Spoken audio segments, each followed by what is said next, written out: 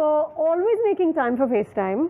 I would make time for you anywhere, anytime. It's always a pleasure to talk to a true blue cinephile. Thank Somebody you. who really loves movies.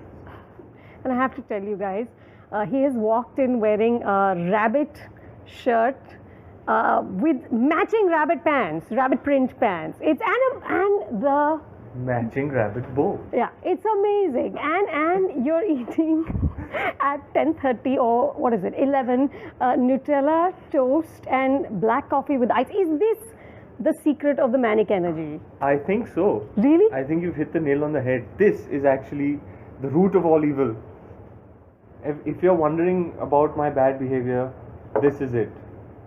Copious amounts of black coffee. Too much for any one human being. And the Nutella?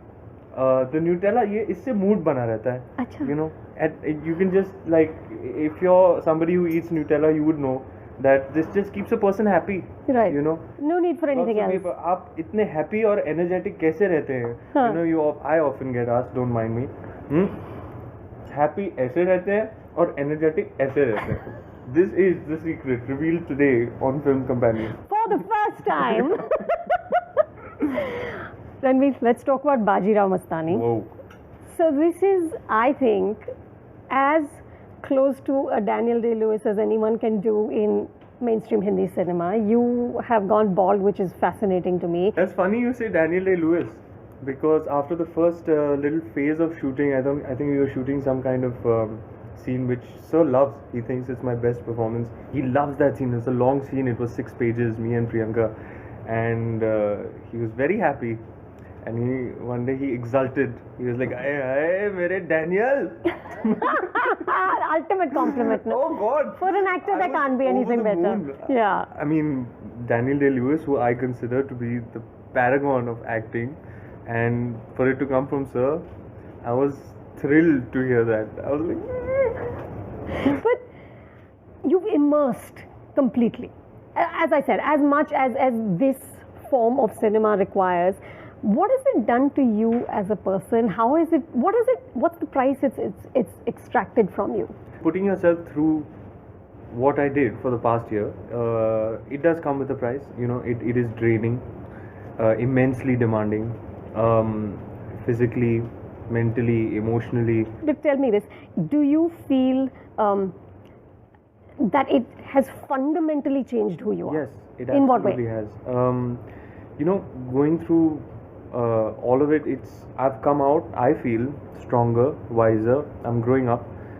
I said this once on the front row at the time of Ram Leela, you know, and it's happened again. You know, I'm definitely find myself evolving as an artist, and I've learned a lot, because this was a much harder movie than Ram Leela. It was a much harder movie than anything I've done.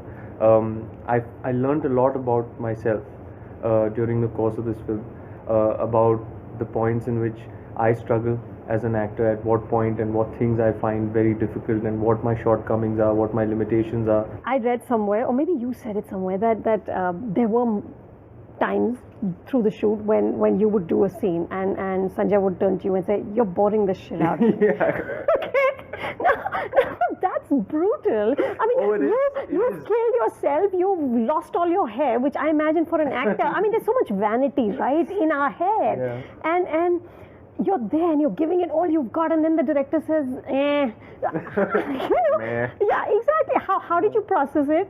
And This is his face. no, but Ranveer, how do you see that?